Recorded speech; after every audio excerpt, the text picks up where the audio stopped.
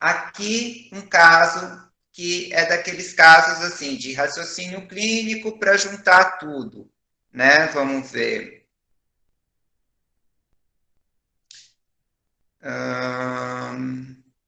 Guilherme, o que a gente está vendo nesse radiograma de tórax dessa moça?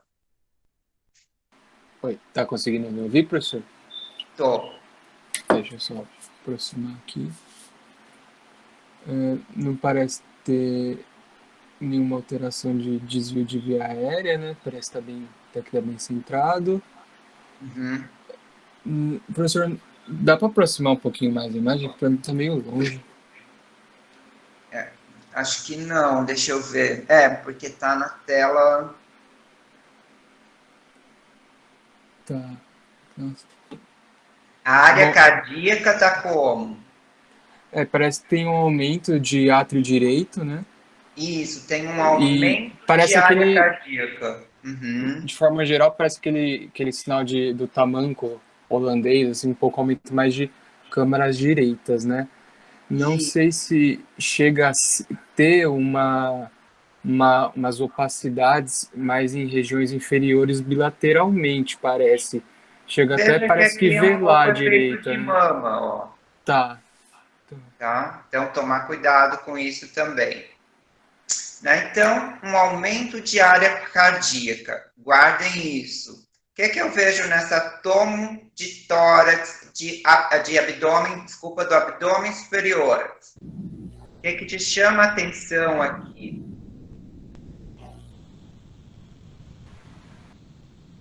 Continua sendo eu para falar? Pode ser. O que é isso aqui? Vou até ajudar. Nossa, não sei, professor. Veja, é bem hiperdenso, ó, quase da densidade da cor da costela. Tá? Então, essas coisas a gente utiliza para o raciocínio, né? Então, isso aqui é uma calcificação na topografia do baço. Então, o que esse indivíduo tem? Aumento de área cardíaca, calcificação esplênica.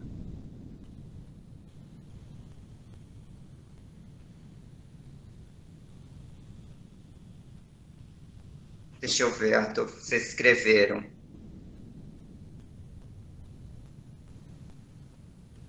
Arthur, o que tem esse indivíduo? Você escreveu aí? Então, a gente tem que pensar, gente, ó, calcificação esplênica, aumento de área cardíaca em jovem, pensar em anemia, tá? Com calcificação esplênica, bastante provável o diagnóstico de anemia falciforme. E aqui é um radiograma, da coluna do paciente. Então, o que a gente está vendo? Deixa eu até ampliar um pouquinho essa imagem. Conseguem ver que existe essa depressão aqui, mais central, que é o que se chama de vértebra em H, que é muito característico também da anemia falciforme, certo? Tá? Então, só lembrando para juntar as coisas, né? Vértebra em H, aumento da área cardíaca, calcificação no leito esplênico, né? Por autoesplenectomia, certo? Um diagnóstico que vocês precisam saber também, pneumonia aspirativa. Evidentemente, aqui o radiograma não corresponde a tomo, porque está em outro lado.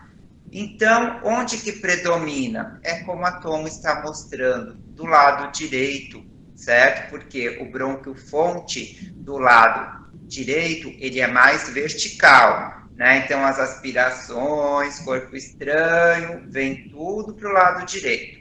Então, vejam esse padrão de consolidativo, pacificado, multifocal, pegando o lado direito. Ele não pega o esquerdo. Então, vejam isso. Se está pegando aqui um lado, pensem em um padrão consolidativo, concordam comigo? Então, não se esqueçam dessa hipótese. É um diagnóstico importante e vocês já devem ter visto muito nos pacientes. E aqui, o que chama atenção? também esse padrão consolidativo, heterogêneo, e vejam que predominou aqui, né, daí do lado esquerdo. Mas eu creio que em questão de prova, enfim, eles prefiram colocar para vocês esse padrão mais do lado direito, para ficar aquela coisa assim mais de livro, certo? Tá? Então, ficou claro para vocês esse padrão de imagem?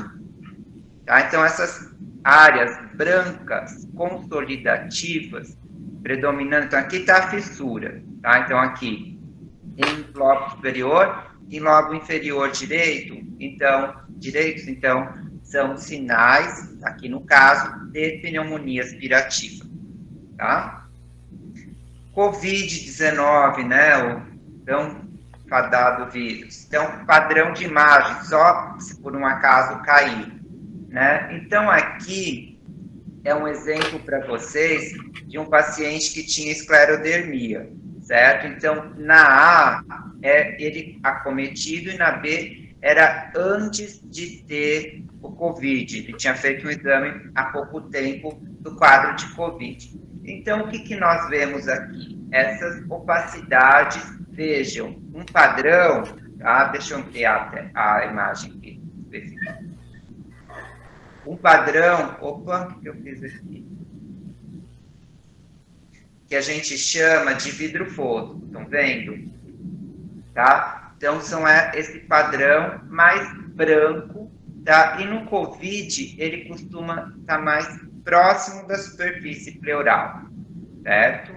Então, é o padrão mais comum, tá? Aqui, esse indivíduo, ele tinha uma hipertensão pulmonar, tá? Então, a gente tem esse aumento do tronco da artéria pulmonar. Deem uma olhadinha nos vasos do mediastino, isso é uma coisa importante que vocês precisam saber, e é bem fácil, né? Ó, cava, aorta ascendente, aorta descendente, tronco de pulmonar. Então, quando tiver uma pulmonar bem grande, né, de calibre aumentado, então o indivíduo teve alguma patologia intersticial, certo? Que cursa com hipertensão pulmonar. Ou, às vezes, também uma sequela, né, de tromboembolismo pulmonar. Naturalmente, o indivíduo pode evoluir com hipertensão pulmonar, né? Então, é importante que tenha algumas medidas específicas, né, que têm que ser tomadas nesses indivíduos, certo? Ele tinha um derrame pleural também associado aqui, né, viram? Ficou muito bagunçado ou vocês estão conseguindo ver nas imagens, gente? Tá dando para ver? É que eu quis ampliar só para... Opa! Tá. E aqui... Então, pensar pro diagnóstico, tá? Então, de COVID, é isso. Opacidade em padrão de vidro fosco, predominantemente periférica. Às vezes, elas podem ter um padrão mais consolidativo. Qual que é a diferença, né, do vidro fosco para consolidação? É que na consolidação eu não vejo vaso passando pela opacidade, ele fica obscurecido, né? E no vidro fosco a gente consegue definir o vaso. Então, teoricamente, quando tem um padrão consolidativo, é um padrão mais grave, tá? E aqui, na evolução, vejam que formaram essas áreas, né, que são as bronquiolectasias de tração, essas áreas císticas, ou seja, cisto contém ar, né? Então, vai ficar essas bolinhas escuras na tomografia. Então, um quadro de fibrose pulmonar, que às vezes pode ser já tanto em decorrência de uma patologia pré-existente, como nesse caso, ou evolução do próprio COVID, né, que a gente tem visto alguns casos, principalmente o paciente que ficou entubado, que evoluiu com uma fibrose pulmonar severa, tá? Então, não é assim uma coisa tão, né, só da parte aguda. Tem paciente que fica bem comprometido. Bom, passando aqui também um diagnóstico importante de reconhecer. Então, o que esse paciente tem aqui? O que chama a atenção? Qual que é a propedêutica radiológica predominante? estão vendo como a traqueia está desviada contralateralmente, tá? Então, numa opacificação de todo um hemitórax, e aqui o indivíduo não teve um contexto de trauma, tá? Não. Chegou com dispneia, fez um radiograma e teve essa imagem. Então, o que ele tem? Então, aqui tem que lembrar que vai ser o quê? O predomínio do quê? Para ocupar todo um hemitórax. Derrame pleural, certo? Alguém tem alguma dúvida do diagnóstico? Tá? Então, desvio contralateral do mediastino. Se fosse uma telectasia de todo um hemitórax, é o contrário, como a perda volumétrica, o mediastino desvia ipsilateralmente a área que está branca, certo? Então, propedêutica aqui, derrame pleural. Que duas situações que a gente tem que ter em mente? Então, indivíduos muito idosos, pode ser neoplásico secundário, tá? E outra possibilidade também bastante frequente é ICC, certo? Então, são as duas coisas que a gente tem que ter em mente quando vira um derrame pleural. E nesse caso, o que o paciente tem? Novamente, um derrame pleural. Estão vendo essa linha entre a parede e a superfície da pleura? Ó? Então, isso aqui representa o quê? O conteúdo no espaço pleural.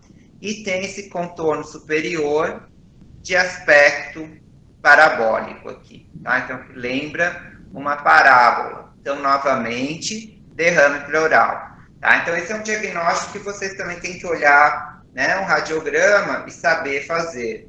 Né? Saber que isso não é uma telectasia, saber que é um derrame, né, e ver como que a investigação precisa ser conduzida. Aqui uma questão da prova da USP, tá? Então, vejam, para esses casos, aqui também vocês veem que é uma opacidade, esse branco, uma opacificação, que tem o quê? Base pleural, tá? Então, o ideal nesses casos é fazer tomografia. E tomografia com contraste, porque a gente consegue delimitar melhor essas áreas fibróticas de organização desses empiemas pleurais. Tá? Então, é importante, vejam como fica mais evidente com essas áreas aqui, né, que realçam e que determinam os lóculos. Tá? Então, quando virem esse aspecto do empiema multiloculado, com múltiplas lojas, tá? Então a conduta vai ser o quê? Tem que fazer uma cirurgia com videotoracoscopia com decorticação pulmonar. Tá? Então, esse que é o tratamento, né, resolutivo para esses casos, certo? Dúvida?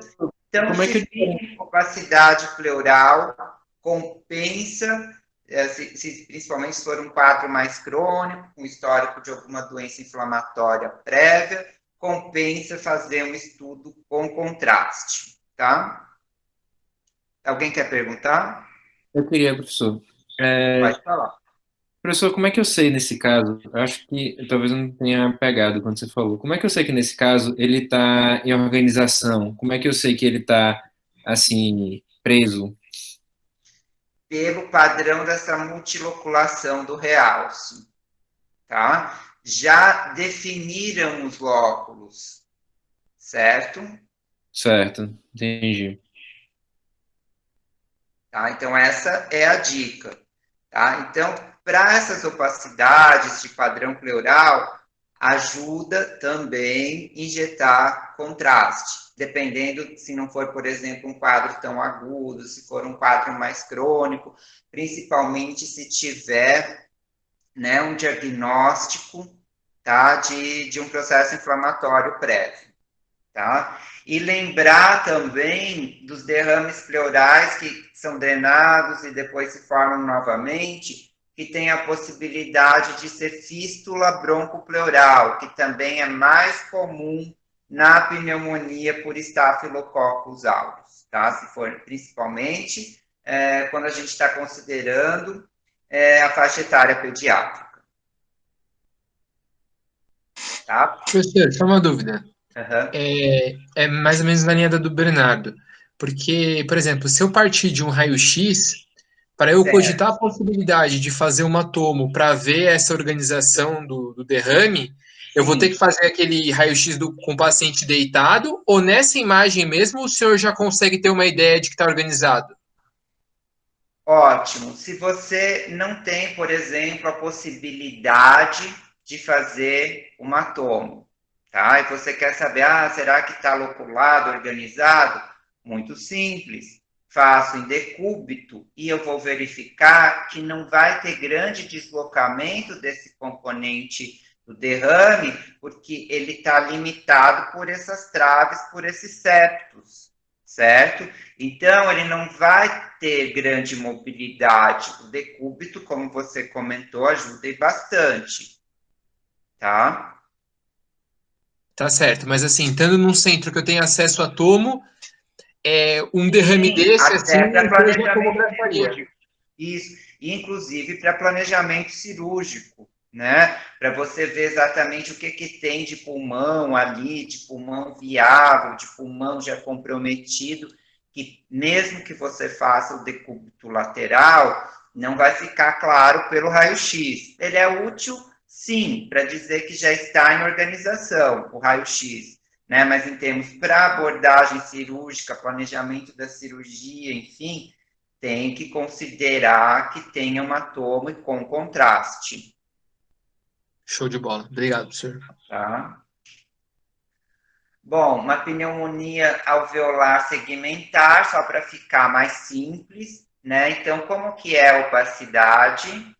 Né? É segmentar num segmento que é o segmento posterior do lobo superior direito. Então, lembrar, né, que é um aspecto comum, saibam reconhecer isso, que cai direto, praticamente toda a prova da USP cai radiograma de pneumonia, tá? Então, não se esqueçam disso. Professor, só mais uma dúvida. Claro. Como diferenciar essa imagem aí de uma corcova de Hampton, assim, de um TEP? Muito bem. A corcova de Hampton, normalmente, principalmente, você vai ter átomo, tá? Outra coisa é que ela é periférica, de base pleural. Eu até vou mostrar para vocês.